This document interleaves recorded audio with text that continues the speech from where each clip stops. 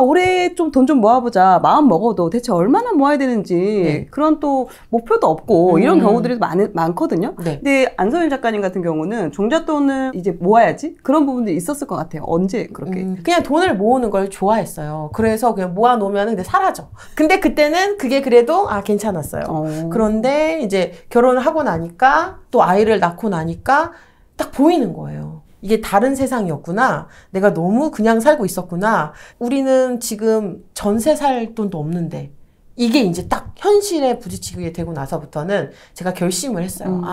우리 아이 초등학교 입학하기 전까지는 내 집 마련을 한다. 이 각오로 돈을 모으기를 시작을 했어요.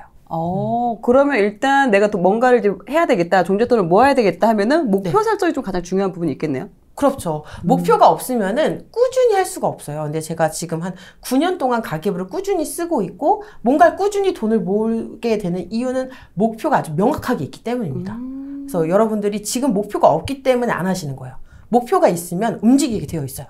근데 저는 그게 첫 시작이 내 집 마련이었어요. 그렇다면 이제 일단 목표는 정해졌어요. 내 집 마련인데 이 내 집 마련까지 가려면 또 그 여정이 되게 길게 느껴지잖아요. 일단 금액 자체적으로. 그러면 얼마를 내가 종잣돈을 모아야 될까? 이 금액 설정하는 것도 그때는 어떻게 잡으셨는지? 저는 뭐 쓸 거 쓰고 돈을 모은다 이게 아니었고요. 일단 돈을 모을 걸 정해놓고 그 다음에 남는 돈으로만 살았어요.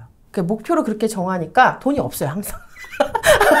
정말로. 왜냐면 처음에 애기 어렸을 때는 외벌이었잖아요. 그러니까 남편 급여 들어오면은 이제 제가 모을 돈이 168만 원이에요. 그럼 168만 원 딱 이렇게 적금 들잖아요. 그러면 없는 거예요, 돈이.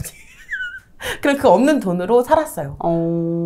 없으면은 없다. 나는 거지다. 이런 마음으로 살았던 것 같아요. 그럼 제가 알기로는 그렇게 내 집 마련이라는 목표를 잡고 또 부동산을 막 다니면서 돈이 얼마가 필요한지를 또 알아보신 걸로 알고 있거든요. 네, 엄청 알아보러 다녔죠. 왜냐면은 돈을 모으는데 너무 멀게만 느껴지고 어디를 살지도 모르겠고 아무도 가르쳐주질 않으니까 그래서 그냥 심심하면은 가가지고 여쭤보고 그러면은 거기서 다양한 얘기를 해주잖아요. 어느 정도의 종잣돈이 있어야 되고 어느 정도의 대출을 받을 수가 있으며 대출 이자는 이렇게 되고 나보다 누구 상담사가 잘하니까 이분한테 연락을 해줄 테니까 전화 한번 해보고 이런 거를 그 부동산 아줌마들한테 이제 거의 뭐 배운 거죠. 그러면 또 애들 데리고 왔으니까 친절하게 설명해 주시거든요. 그래가지고 저는 그런 거 다 상담 받아보고 그러면은 내가 이 정도 모아야 되겠구나.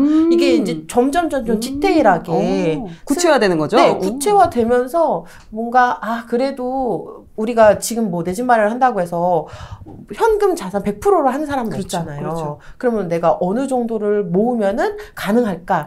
이 동네가 가능할까? 저 동네가 가능할까? 그래서 저는 저희 집 마련할 때 우리 동네 아파트를 다 봤어요. 다 봤어요. 자신 있게 말할 수 있어요. 이게 1년 임장을 한 게 아니라 한 2, 3년을 계속 돌아다니니까 심심할 때마다 이제 아는 언니네 집에 가보는 걸로 임장이 될 수도 있고 아니면은 제가 못 가는 집은 다 돌아가면서 봤어요. 그러니까 겉에서 보는 거랑 안에서 내가 살만한 거랑 뭐가 다를까 이게 궁금하잖아요. 그래가지고 그래도 제가 장점이 넉살이 좋은 거니까 안녕하세요. 가가지고 이렇게 껴가지고 보고 별로네 생각보다 이러고 또 나오고 그렇게 해서 나중에 결정을 할 때는 고민을 별로 안 했어요. 다 봤으니까. 그럴 수 있겠네요. 네. 그리고 또 내가 가고 싶은 집을 또 정해놓고 그러면서 내가 얼마가 필요한지 목표 금액이 정해지고 또 그거를 계속해서 그 동네에 어느 정도 또 이제 살고 계셨으니까 그 목표물을 계속 보면서 생활하니까 동기부여가 또 자동적으로 되고. 네.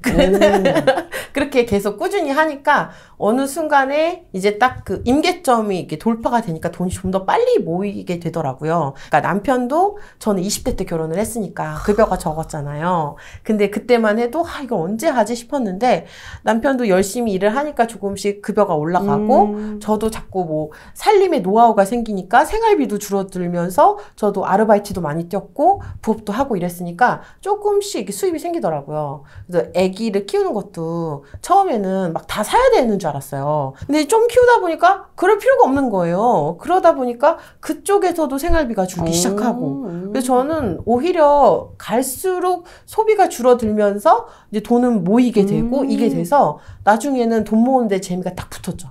그리고 나서부터는 제가 재테크를 우리가 학교에서 배우지 않았잖아요. 그러니까 어떻게 공부를 해야 될까 하는데 TV를 보다가 어떤 주부님이 나오셔서 이런 가계부를 이렇게 왕창 들고 나와서 이제 뭐 10년 전에는 콩나물값이 얼마였고 전에 이때 돈 얼마 이런 거 하시는 거예요. 연기. 근데 그걸 봤는데 그때 한창 제가 애들 전집을 막 찾아봤었어요. 그거를 이제 중고로 살려고 막 이렇게 하고 있었을 때인데 그럼 나는 가계부를 저 아줌마처럼 나도 내 인생의 전집으로 만들자라고 생각하고 시작을 했어요. 지금까지 쓴 가계부 몇 권 정도 되세요? 9권이요. 그 가계부를 20살 때부터 제가 쓰기 시작했거든요. 그리고 30살 때 그 결혼하기 전까지 썼어요. 네. 근데 결과는 제가 결혼할 때 마이너스였거든요. 그냥 이걸 가계부를 보고 뭔가 이렇게 썼으면 내가 좀 줄인다던가 내가 많이 썼네 하고 뭐 다음번에 좀 더 줄여야지 해야 되는데 지금 돌이켜보니까 그냥 기록만 어디 얼마 썼고 그러면서 난 가계부 쓰는 여자야. 그러니까 이게 내가 그러니까 가계부 쓰는 것조차도 제대로 못 배웠던 거죠. 가계부를 쓰는 목적이 있을 것이고 가계부를 쓰면 이걸 어떻게 돈을 모으는데 활용을 할 건지를 알았어야 되는데 그냥 단순히 기록용으로만 쓰니까 의미가 없었던 거예요. 근데 생각해보니까 모으는 돈 없으신 분들 많으시더라고요. 맞아요. 그래서 이것도 배워야 되겠더라고요. 가계부 쓰는 방법을. 맞아요. 배우시면 좋죠. 그러면 이제 가계부를 좀 씁니다. 그러면 이제 그 지출이나 이런 부분들을 또 어떻게 또 이제 줄여야 되는 부분이 생기잖아요. 줄여야 되잖아요. 어쨌든 가계부를 쓴다는 거는. 그렇죠. 그럼 가장 중요한 고정 지출 같은 거. 이런 거 어떻게 또 줄이는지. 저는 처음에 줄인 게 통신비였어요. 알뜰폰 통신사로 바꾸자 뭐 요 정도? 근데 그게 저는 처음에 너무 무지해가지고 핸드폰 바꿔야 되는 거 아니야? 나 지금 아이폰 완전 새 건데 이거 알뜰폰은 어떻게 써? 막 이러시는 분들도 계시더라고요. 근데 사실 알뜰폰 통신사를 바꾸는 거라 집에서 인터넷으로 유심칩 사가지고 집에 오면 끼면 끝인데 그래가지고 그걸로 바꾸고 나서 한 3만 원 정도가 월 세이브가 되는 거예요. 그 데이터가 좀 적지 않나요? 데이터별로 금액이 나눠져 있는데 짠순이계의 고수들은 10,000원 미만으로 많이 쓰십니다. 데이터도? 네. 그래도 충분히 쓸 수 있다. 그럼요. 그리고 유튜브도 볼 수 있나요? 와이파이 키고 하고 다 하기 때문에 약간 귀찮은 것 뿐이지 다들 그렇게 하시더라고요. 왜냐면 어디 가서 이게 와이파이 찾으러 이렇게 돌아다니는 게 요새 그렇게 와이파이 돌아다닌다고. 요새는 와이파이 번호가 다 눈앞에 있어요. 알뜰폰 쓰는 것도 되게 도움이 된다. 그러면은 남편분하고 통신비가 별로 안 나오겠네요? 남편은 아직도 못 바꿨어요. 본인은 이 부분에서 스트레스를 받으면 일하는데 너무 지장이 된다 이러더라고요. 그치, 맞아요. 그래서 돈은 벌어와야 되니까 알겠습니다. 일단 제가 아끼기로 먼저 얘기했으니까 제가 알뜰폰 통신사로 바꾸고 그 다음에 또 월 정액제 같은 거 앱을 설치를 한 다음에 첫 달에는 무료 근데 둘째 달부터 유료로 바뀌는 게 많아요. 있어요. 맞아요. 그래서 그런 것들을 조사해서 해지하는 작업. 저도 은근히 막 구글로 뭐 2,400원, 9,900원 막 벌써 기억나신 게 많으시잖아요. 그런 게 있어요. 하지만 해지하지 않는다. 귀찮아서. 10,000원이면 12달이면 120,000원이잖아요. 그러니까 이런 식으로 그런 것부터 줄여나가는 거가 제일 중요하더라고요. 뭐 보험비 이런 것도 저희 경우에는 제가 보험 애들 거 들 때 설계사가 되겠다는 마음으로 공부했어요. 그래서 저희는 아이 둘 해서 실비로만 해서 20,000원대 내고 있어요.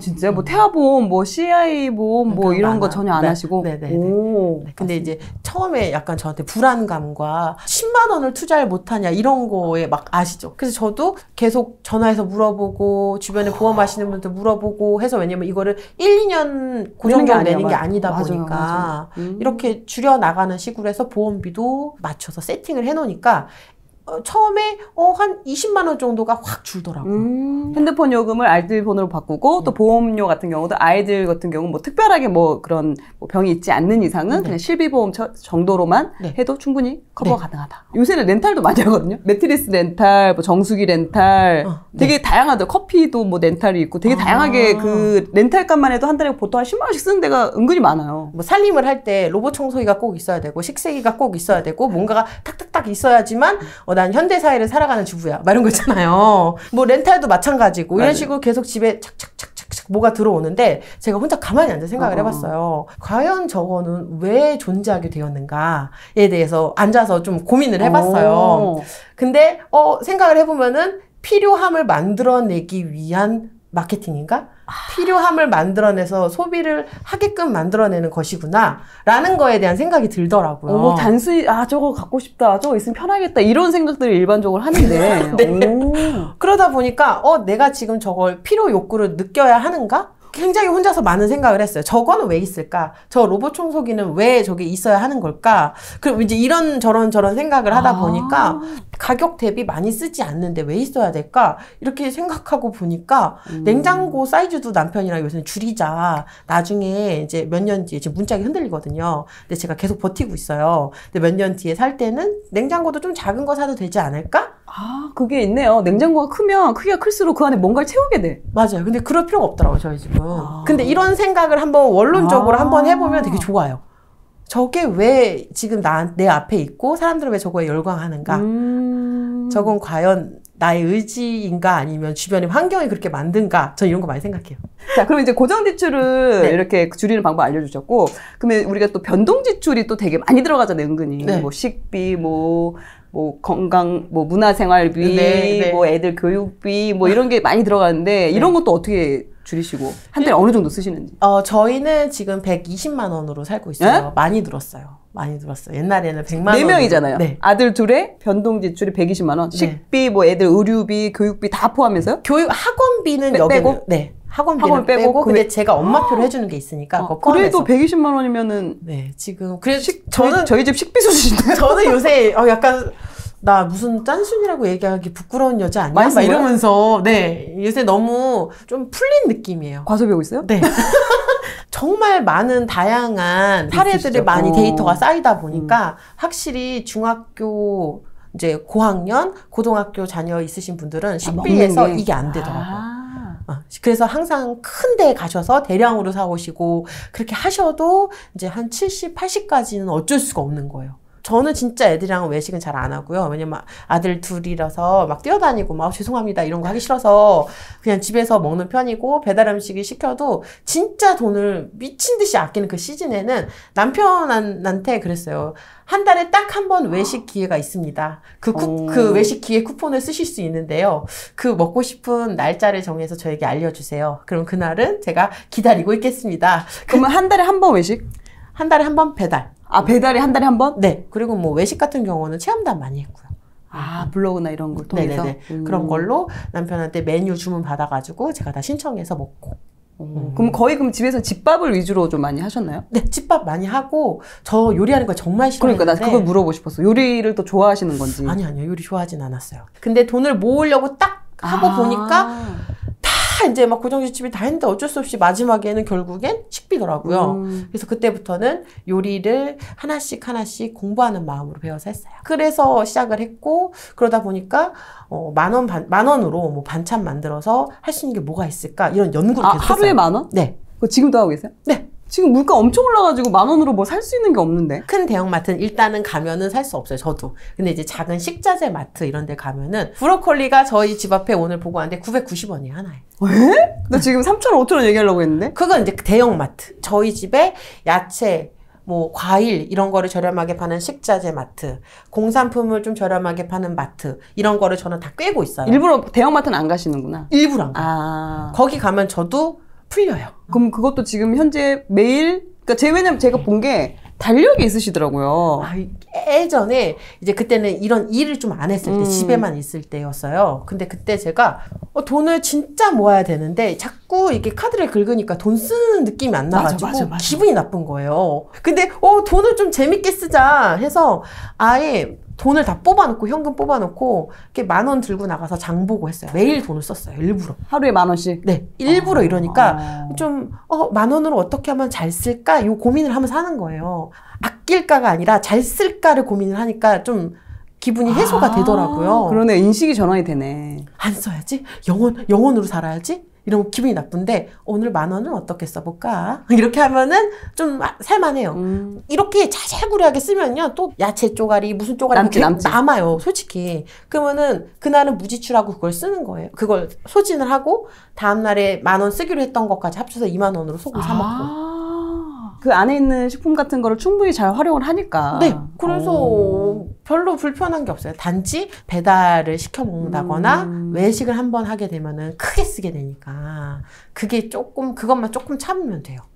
아니면 막 배달을 시켜 먹으면은 그럼 배달비 정도는 내가 걸어가서 가져오고. 저 같은 경우는 특히나 이제 뭔가 마트에서 뭔가를 살 때 물론 그 안에서는 좀 저렴한 거를 고르려고 노력은 하는데 장볼 금액을 정해놓고 네. 이 안에서 어떤 걸 더 이렇게 어떻게 이거를 이 돈을 잘 써서 장을 볼까 이런 생각은 하지 않았었거든요. 왜냐면 이제 그 변동지출 같은 경우 이제 식비가 아무래도 많이 차지하게 되더라고요. 갈수록 이제 물가도 오르고 이런 부분이 있어서. 근데 요렇게 말씀해주신 것처럼 좀 활용을 해서 줄이면 될 것 같고 또 이런 부분이 있을 것 같아요. 한 달에 내가 얼마를 쓰겠다고 목표를 정했는데 사건들이 생기는 거야. 사건, 네, 많죠. 그럼 변동지출 같은 거는 어떻게 활용을 하세요? 그거는 미리 조금 1년 동안 달력에다가 1년치, 가계부에도, 제 가계부에도 있는데 생일부터 이제 다 적어요. 가족 생일부터. 그때는 또 이제 아무래도 외식이나 이제 할 상황이 되니까. 쓰게 되니까, 그럼 가족 생일 적고, 행사 적고, 세금 날짜, 뭐 종부세 내는 날, 재산세 내는 날, 자동차세 내는 날, 자동차 보험 내는 날, 우리가 다 있어요. 그걸 다 적으면 1월부터 12월까지 다 차 있어요, 뭔가가.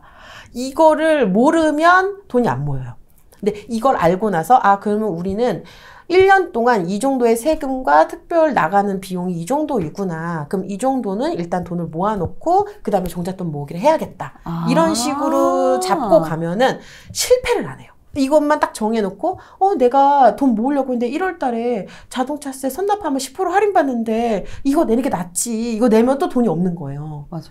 그래서 그거를 미리 모아놓고 시작을 하면은 그치, 나의 뒷백이 되는 거예요. 왜냐면 다 이제 예측이 되는 거잖아요. 그쵸? 이걸 이제 준비해놨으니까. 너무 좋죠. 그러다가 만약에 내가 이번 달에 진짜 열심히 노력해서 부수입도 너무 많이 나왔고 그리고 또 예산보다 좀 덜 썼어. 그럼 거기다 또 채워주고. 그럼 안선희 같은 경우는 그 변동지출을 1년에 어느 정도로 잡아서 이렇게 미리 넣어놓나요? 저희 집은 한 400 정도인데. 1년에? 네. 근데 이제 어떤 집, 이제 제가 많은 집들을 보니까 그냥 300만 모아놓고도 시작하실 수 있다라고 말씀드려요. 무조건 그냥 바로, 적금을 하겠다. 금리 높으니까 이러면 실패할 확률이 높아지니까 적어도 한 300만 원, 400만 원 정도는 딱 요새는 파킹 통장이랑 CMA 통장. 금리가 굉장히 높으니까 맞아. 거기다가 걔한테 이름을 붙이는 거예요. 이제 너는 나를 이제 지켜주는 통장이야. 이래가지고 갑자기 뭐 남편이 뭔가 세게 질러가지고 이게 좀 부족해 이랬을 때 이걸 쓸 수 있고 믿을 사람은 너밖에 없다 막 이런 식으로 하면서 하면은 실패를 안 할 수 있어요. 그 가계부를 한번 보고 어떤 부분을 좀 더 줄여야 되는지를 한번 저희가 사례로 한번 가져와서 얘기를 해보도록 하겠습니다. 자, 지금 일단 부부 가정입니다. 네. 부부 가정이고 한 600만 원 벌고 있고 지금 이제 고정 변동으로 이렇게 나와 있는데 지금 여기서 보면은 어떤 것부터 먼저 좀 줄여야 될까요? 이분 같은 경우는. 자동차 할부부터가 저는 솔직히 50만 원을 할부한다는 것은 내가 가질 수 없다. 자격이 되지 않는다라고 생각을 하기 때문에. 근데 요새 같은 경우는 일부러 할부하면 더 깎아주더라고요. 캐피탈 연결시켜줘가지고. 근데도, 그러니까 어느 정도 저희도 이렇게 조금은 받아놓고 했는데 바로 갚을 수 있는 정도였어요. 근데 이게 지금. 그러니까 최대한 할부를 잘 안 하시는구나. 네, 그게 돈 모아서 사면 되는데, 사고 할부하지 뭐 그게 하나만 말을 안 하는데 그게 한 3개 쌓이면 그때부터는 월급은 없는 거거든요. 맞아요. 그래서 저는 이제 할부를 별로 좋아하지는 않고요. 네. 제가 봤을 때 통신비가 20만 원. 요거는 좀 알뜰폰 같은 거 해도 한 10만 원 이상은 줄일 수 있겠네요. 그렇죠. 10만 원에서 줄일 수 있고 확실히 외식비 70만 원. 요 부분을 10만 원만 줄여주세요. 저는 할 수 있을 거라고 생각을 해요. 왜냐면은 70만 원이면은 그렇게 막 그건 아니거든요. 그럼 이분은 60만 원까지 줄일 수 있어요. 100만 원 넘게 쓰시는 분들이 80만 원 줄이는 게 어렵고요. 70만 원 쓰신 분은 60만 원을 줄이기 쉬워요. 70만 원을 썼다는 거는 이미 좀 집밥도 좀 해먹는 거고 이게 딱 금액 보면 각이 나오잖아요. 외식 30만 원 하고 식자재 한 40만 원 쓰겠구나. 이런 게 좀 각이 나와요. 그럼 거기서 이런 거 할인 쿠폰 받고 이런 거 조금만 부지런 떨면 10만 원 정도 줄일 수 있습니다. 배달 한 번만 줄이시면 한 3, 4만 원 줄이니까 10만 원 줄어요. 이게 되거든요. 여기 네. 저희 집 가계부를 넣었으면 오히려 할 얘기가 많았을 텐데. 네, 그러면은 이제 다 뜯어내야 돼요. 다 뜯어내고 가족들 다 상담 들어가야 되죠.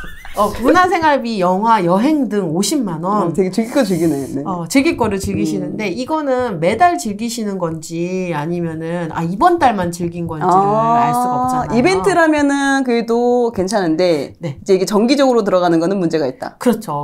뭐 한 번 갔다 오는데 사실 50만 원 쓸 수 있거든요. 여행 가면은 숙박비도 비싸고. 그래서 저라면은 이렇게 우린 여행을 너무 좋아하는 가족이에요라고 하면은 이렇게 격달에 한 번씩 가는 걸 하던가 아니면은 이번 달에는 럭셔리 투어다 해가지고 50만 원 하고 다음 달에는 짠 투어다 해가지고 한 20만 원 방법이다. 들어가고 좋다. 잘 조절하시면은 괜찮을 것 같아요. 좋아요. 카카오 세이브 박스 30만 원. 그러니까 지금 적금 다음 적금은 이제 30만 원인 거고. 그러면 안 돼요. 지금 밑에 환갑여행 적금도 이게 소비성인 거잖아요. 소비성 적금이다 보니까 네. 이것도 적금이라 보기 좀 어려운 것 같고. 전체적으로 600을 벌어서 30만 원을 저금을 하고 20만 원을 보험료를 넣고 요 상태인 거네요. 그러니까 식비에서 한 10만 원 정도를 아껴서 저축을 더 할 수 있을 것 같고 문화생활비 같은 경우도 저 같으면은 평균을 잡았으면 300만 원으로 잡을 것 같아요. 1년에 300? 1년에 300? 요번 월 평균 한 25만 원 정도 되겠네요, 그러면? 네, 그렇게 잡고 저도 애들이랑 문화생활 많이 돌아다니는데 뭐 5천 원, 만 원 이런 입장권 있는 데 있죠. 그런 데부터 해서 아예 무료이지만 미리미리 예약해야 되는데 이런 데를 리스트업을 다 해놨어요. 충분히 가성비 있게 할 수 있다. 네, 되게 좋고 교육적으로도 좋은데 많은데 굳이 비싼데 입장료 내고 들어가서 그러시는 분들이 많더라고요. 오히려 무료이고 하면 2,500원 이런 데 있잖아요. 국가에서 운영하는데. 그런 데 가면은 애들이 더 좋아하고 공원도 넓어요. 맞아. 근데 솔직히 그 아이들 여행은 아이들은 그냥 엄마 아빠랑 어디 가는 것만으로도 좋아해요. 맞아요. 이런 부분도 있을 것 같아요. 보험료를 급여 대비 몇 % 정도로 잡아가야 되는지. 이거는 또 이제 제가 또 재테크 책을 많이 보고 하면서 뭐 5%, 7% 막 그런 게 있잖아요. 근데 이것도 제가 너무 많은 분들을 얘기해 보니까 가족력 얘기하고 그러면 이제 끝도 없더라고요. 진짜로. 그치. 가족력 있는 이제 분들은 또 조심해야죠. 조심해야 되기 때문에 그런 병은 진짜 가족력이더라고요. 예외로 하면은 저는 사실 한 5% 정도? 5% 미만으로 하고 있습니다. 저는. 5% 미만으로. 네. 지금 보험은 뭐라고 해야 될까? 미래를 대비하는 건데 난 자산을 많이 모아놓고 돈을 많이 부를 축적해 놓으면은 보험이 없어도 살더라고요. 맞아요. 계산을 계속 해보면 그게 나와요. 내가 이때 돼서 뭐 병에 걸렸어. 여기 보험료가 이만큼 나와. 근데 이걸 여기 드는 게 나을까? 아니면 그냥 내가 돈을 지금 열심히 바짝 모아놓는 게 더 나을까? 막 이런 거를 이제 경우의 수를 막 계산해 보면은 보험을 그렇게 많이 드는 것보다 젊을 때 열심히 일해서 돈을 많이 모아놓는 게 낫더라고요. 그렇죠, 맞아요. 보험은 그냥 미래에 대한 리스크를 해지하는 그런 부분이니까 네. 거기에 그걸 막 저축보험처럼 활용을 하기에는 지금 오히려 그 돈을 활용을 해서 그리고 맞아요. 그걸 뭔가를 활용을 할 때 뭐 지식이나 이런 거를 방법을 배워서 지금 하는 게 좋지. 그렇죠. 보험에 너무 많이 돈을 쓰는 거는 적절치 않다. 적절치 않은 것 같다고 개인적으로는 계산을 해보니까 그렇습니다. 저도 동감합니다. 일단 집에 돌아가서 저희 가계부 좀 다시 한번 작성해 보도록 하겠습니다. 네. 뭐 이런 짠테크나 무지수 챌린지 또 요즘 되게 많이 유행하고 있잖아요. 근데 이것도 하다 보면 좀 지치잖아요.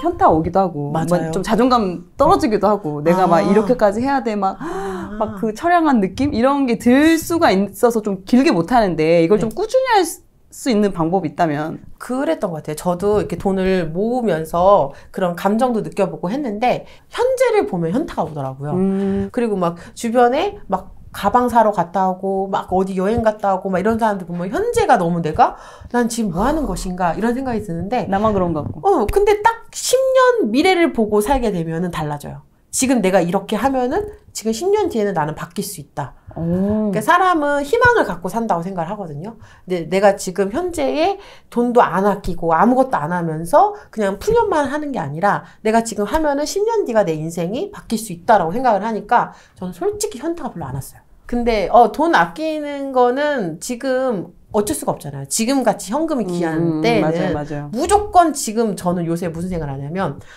더 아껴야겠다. 더 해본 데까지 끝판을 보자. 그래야지 지금 현금을 조금이라도 더 모아서 정말 어떤 기회가 왔을 때 내가 정말 사고 싶은 데가 또 뭐가 생겼을 때 살 수 있잖아. 그러니까 지금은 내가 약해질 필요도 없고 앞으로 5년, 10년 뒤만 봐도 너무 긍정적이다.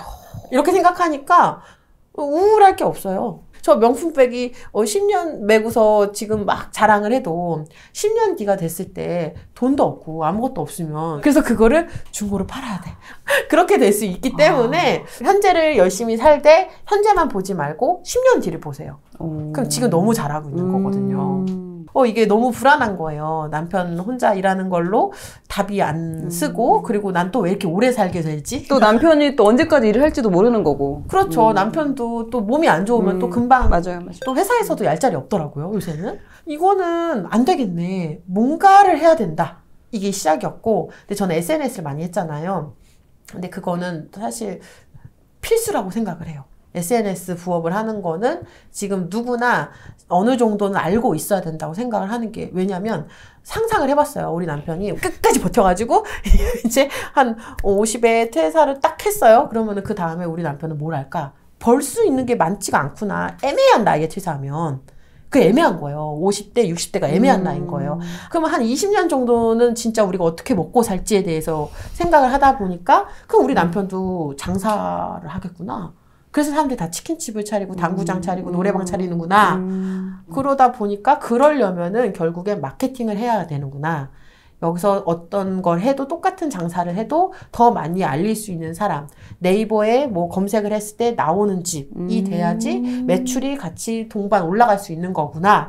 그러니까 저는 SNS를 열심히 해놔서 나중에 남편이 뭘 해도 제가 거기서 홍보 쪽은 맡고서 해야겠구나 이런 생각이 들어서 SNS를 열심히 연구를 했던 것 같아요. 그러니까 이것도 지금 SNS를 하게 된 것도 처음부터 난 SNS를 할 거야 이렇게 시작하신 게 아니라 여러 가지 부업을 하시는 도중에 네. 이거 한번 해봐야 되겠다라고 네. 시도한 것들이 이제 가면서 인스타나 네. 여러 가지로 이제 네. 발전을 한 케이스가 된 거죠. 처음에는 네이버 블로그부터 했고요. 블로그 하다가 돈을 10,000원, 20,000원 이렇게 버니까 그러면 유튜브를 하자. 그래서 유튜브를 또 했다가 제가 물건을 판매하게 되니까 그러면은 인스타 유저가 제일 판매를 할 때에는 가장 강력하다 해서 인스타그램까지 오래 키우고 있는 거거든요. 그러니까 지금 어떻게 보면 직장인들이 부업에 대해서 관심을 네. 안 갖기가 어려운 게 직장을 오래 다닐 수 없고 또 네. 어떠한 그런 소득에 대한 그런 좀 불안감 이런 네. 것들이 겹쳐지다 보니까 지금이라도 좀 젊었을 때 하나라도 뭔가 소득을 늘리기 위해서 그렇죠. 관심을 가질 수밖에 없는 상황인 거고 안소님 또한 네. 이제 저축액을이나 이런 부분도 좀 더 늘리기 위해서 맞아요. 또 시도를 하셨던 것 같습니다. 네. 그리고 또 저는 이제 아이를 키우는 엄마였기 때문에 이런 블로그나 뭐 인스타그램이나 유튜브 이런 거를 하나만 키워놓으면은 이렇게 살림 생필품 같은 거를 많이 제공을 받을 수가 있었어요. 그래서 더더욱 그거에 이제 내가 지금 돈을 벌 수 없다면 이걸로 받아서 쓰는 거를 줄일 수 있는 전략을 써보자 해서 SNS를 시작을 했다가 지금 이제 버는 것까지 하게 된 거죠. 자, 그러면 지금 현재 부업 몇 개를 하고 계시죠? 블로거, 유튜버, 뭐 인스타그램 하고 있고 뭐 이런 거 그냥 SNS 하고 있고 스토어 그리고 오프라인 공방 하고 있고 쇼호스트로도 나가고 있고 요새는 방송 나가는 것도 되게 하고 싶어요. 그것도 하고 있고 작가, 강사 거의 9가지. 네, 9개. 종류로 따지면 종류로 하면 9개를 지금 계속 꾸준히 하고 계시네요. 근데 이렇게 지금 되게 9가지 정도의 그런 부업을 꾸준하게 해오시고 계시는데 또 아이도 돌보시고 또 여러 가지 일들이 많아지면은 좀 체력적으로나 이런 게 좀 쉽지 않을 것 같은데 어려운 점은 없으셨어요? 그런 것도 뭐 관리를 좀 더 해야 되는 부분? 솔직히 말하면은 요새는 시간 관리라는 것도 없어요. 에너지 관리를 해요. 에너지 관리? 네. 시간은 관리할 수가 없더라고요. 특히 애들의 변수가 있기 때문에 내가 이렇게 시간을 더 탁탁탁 해놓으면은 근데 뭔가 주변의 가족 행사나 아이들 때문에 딱 켜트려지면은 세상이 날 방해해. 막 이런 느낌이 들거든요. 그래서 이제 내린 결론이 우리가 어떤 뭐 아바라 TV 영상을 보고 자극을 받았다. 그럼 그때는 나는 뭐 시간 관리를 해야 되니까 2시간만 해야지 이게 아니라 틈나는 시간 다 하는 거예요. 에너지 다 쏟는 거야. 지금 고정지출 어떻게 줄일지 하루 종일 생각하는 거예요. 자기 전까지. 저는 그렇게 해요.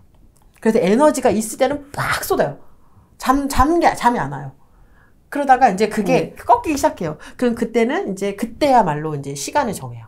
너가 이 정도 에너지 쏟아놨기 때문에 이제는 이제 단축해서 해도 될 만큼이 되거든요. 그럼 이제 그때는 한 3-4시간만 뭐 인스타그램을 열심히 해볼까? 뭐 이런 식으로 저는 이렇게 변화를 줘요. 뭔가 초반에 배울 때 좀 몰입해서 하고 딱 집중을 하고 그게 어느 정도 좀 올라오면 그때부터 좀 더 이렇게 여유를 갖고 좀 더 이렇게 관리를 하는 편이시네요. 네. 에너지 관리를 잘해야지. 제가 뭐 다른 분들한테 뭐 스토할 때 어땠어요? 뭐 할 때 물으면은 미쳐있어요, 사람들이 다. 잘 되신 분들 보니까. 그걸 갖다가 막 관리를 해야지 이런 분들은 없었고, 항상 보면은 미쳐있는 거야. 그것만 생각하는 거예요. 그때 에너지를 다 투자를 하고, 그 다음에 좀 지쳤을 때, 그때서야 좀 빼서, 이제, 오래 유지할 수 있도록 시간을 이제 만들어 나가는 식으로 하시더라고요. 잠을 줄이면서까지 초반에는 빡 하다가 이게 잠이 너무 많이 줄이게 되면 이제 지치고 짜증이 많이 나고 이러니까 그때는 좀 약간 좀 잠을 좀 자주고. 네, 저는 그렇게 했어요. 그게 저한테는 맞더라고요. 근데 초반에 그게 빨리 안 나타나잖아요. 어떤 일이든. 아, 그렇긴 한데 그래도 어느 정도 내가 이해를 하는 것도 안 되더라고요, 저는.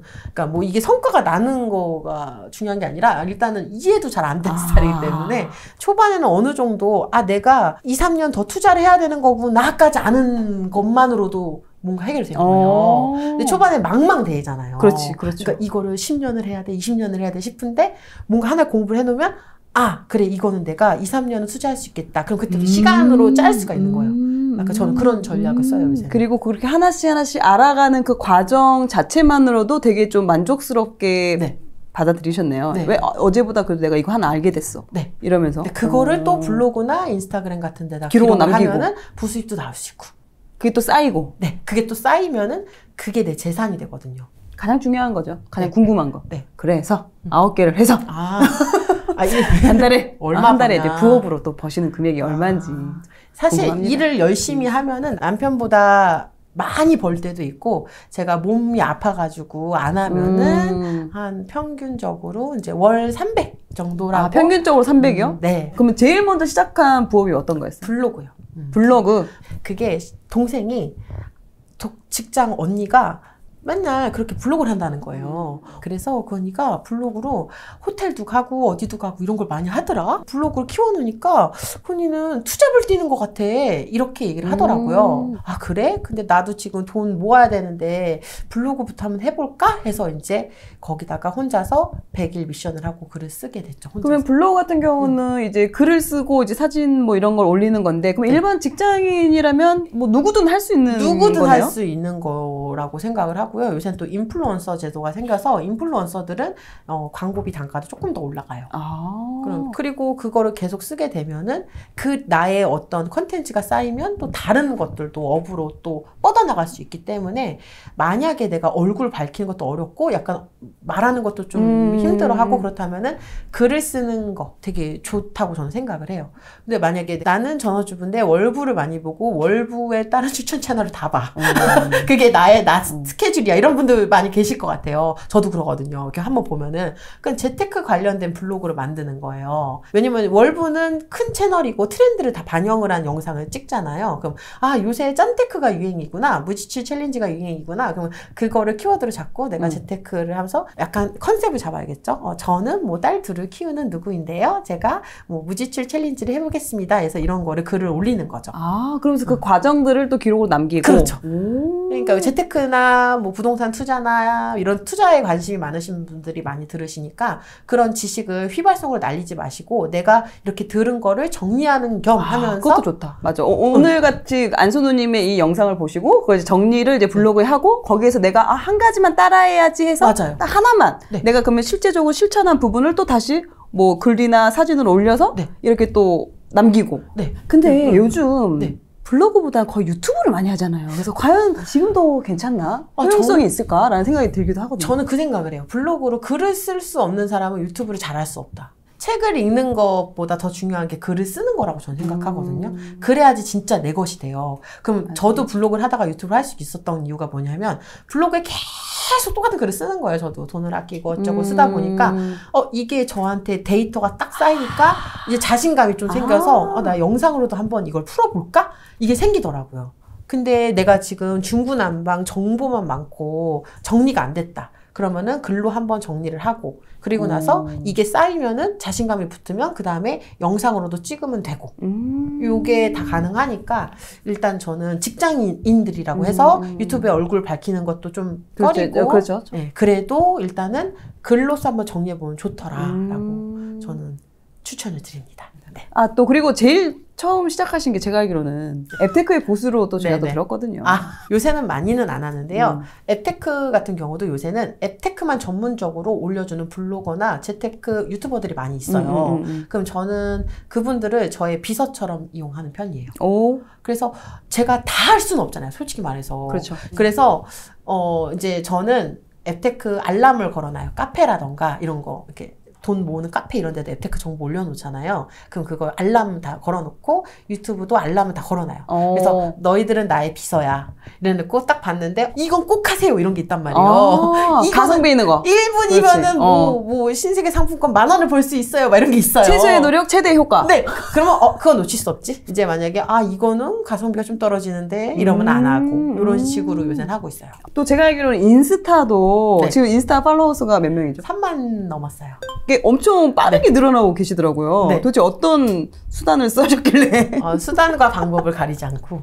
근데 뭔가 하나를 키우려면은 확실히 시간을 많이 투자해야 되는 것 같아요. 저는 그냥 기본적으로는 인스타그램을 사랑하기 시작했어요. 왜냐면 짠테크 하시는 분들은 인스타 잘 안 하잖아요. 왜냐면 인스타라는 게 아무래도 좀 더 화려한 걸 보여주고 내가 가진 걸 보여주고 거의 자랑하는 사진들이 많다 보니까 짠테크 하는 상황에서는 그런 것들이 보는 게 좀 속이 상하거든요. 근데 또 인스타그램이 그런 것만 있는 줄 알고 제가 안 했는데 요새는 약간 성장이라던가 이런 걸 하시는 분들도 인스타그램으로 인증을 많이 하는 그런 게 되었어요. 그래서 저는 그걸 보고 수요가 있다. 들어가서 하루에 한 6시간 이상 인스타그램을 투자를 해서 제가 또 집요해요. 하나 파면은. 일단은 어떤 주제를 할지 정하는데 잘하는 사람 있잖아요. 내가 저 사람처럼 되고 싶어 하는 사람이 있을 거예요. 롤모델? 롤모델이 있을 거예요. 만약 예를 들면 월급쟁이 부자들 인스타그램도 너무 전략적으로 잘 키운다고 저는 느꼈거든요. 맞아요. 열심히 하고 있습니다. 분석을 하면서 저는 이제 그걸 보거든요. 그러니까 여기서 어떤 사람을 유입시키기 위해서 이런 거를 썼고 올릴까에 대한 거를 분석을 해요. 근데 거기에 그 첫 시작을 보는 거예요.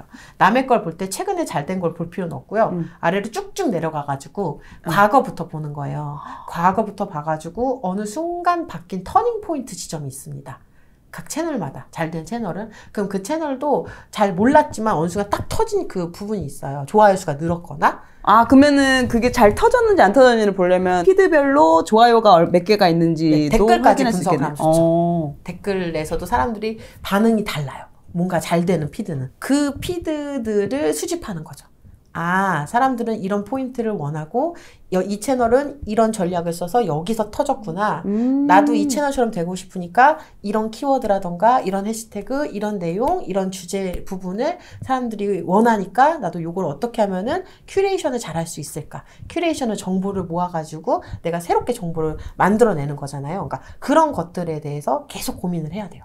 그러면은 그렇게 고민하셔가지고 빵 터트린 게 있었나요? 네, 저는 빵 터뜨렸어요. 왜냐면 저는 이제 블로그나 유튜브에서 이미 이게 단련되어 있었기 때문에 인스타그램은 될 때까지 한다 이게 있었거든요. 이걸 뭘 한 달 하더라도 되게 집요하게 파야 되네요. 집요해야 돼. 이게 되게 웃긴 게 그래요. SNS를 부업이면은 SNS 내가 편하게 보니까 편하게 돈 버는 줄 알아요. 맞아요. 전혀 그게 아니거든요. 지금 우리 여기 유튜브 촬영하는 것도 정말 많은 분들이 도와주셔서 하는 거잖아요. 똑같아요. 뭘 하나를 키워도 이걸로 어떤 승부를 보겠다 하면은 집에서 볼 뿐 쉽지 않다. 협찬이나 광고 문의가 들어오기 시작을 했고요. 그것도 사실 유튜브에서 광고하면은 영상 찍고 편집하고. 맞아, 오래 걸리죠. 근데 인스타그램은 어때요? 그냥 사진이랑 영상 몇 개 찍고 글도 짧아요. 블로그처럼 길게 쓰면 안 돼요. 읽지도 않아. 저는 블로그부터 하드 트레이닝이 되어 있기 때문에 인스타는 이건 무엇인가. 그러니까 애들 거 교재나 먹을 거 이런 것도 들어오면은 짧게 하루에 2-3개도 올릴 수 있으니까 인스타그램은. 하루에 1피드씩은 항상 올리려고 해요. 꾸준한 게 중요하네. 네, 무조건 꾸준해야 돼요. 그래서 그런 걸로 인해서 이제 뭐 광고나 협찬 뭐 이런 부분? 그것도 있고 또 새로운 사람들을 유입할 수 있는 것도 있는 것 같아요. 새로운 사람? 왜냐면 저는 유튜브에서도 유튜브만 봐요. 블로그는 블로그만 맞아요. 대체적으로 본인이 채널 하나로 좀 이렇게 주로 보는 편이죠. 그렇죠. 그게 안 바뀌어요. 근데 이제 인스타그램을 활동하시는 분들에게도 나를 알릴 수 있다. 새로운 것을 개척하는 맛이 있어요. 그래서 저는 했어요. 그래서 또 그 안에서 새로운 분들을 또 알게 되고, 그리고 또 이분들이 또 적극적으로 제가 무슨 뭘 올렸어요. 만약에 물건을 뭐 이런 거 할 거예요 라고 올렸어요. 그러면은 즉각 답변이 와요. 누구보다 피드백이 빨라요. 그리고 또 중요한 건 뭐냐면 유튜브를 보는 사람들은 본인 유튜브를 안 해요. 그래서 아주 냉정한 시각으로 봐요. 그렇게 하면 안 되지. 맞춤법을 틀리면 안 되지. 시작해가지고. 하지만 인스타를 하는 사람들은 본인도 인스타를 해요. 시작하기가 좀 더 쉬울 수 있을 것 같아요. 유튜브보다. 네. 그래서 저는 보면서 처음에 인스타 할 때 무슨 생각했냐면 여기는 싫어요가 없네. 이거부터 다르다. 분석을 하셨네. 네. 이제 이런 걸 보고서 들어가거든요. 싫어요가 없네. 그러면은 어떤 악플이나 이런 부분에 있어서도 본인이 하고 있다면은 하기 어렵겠구나.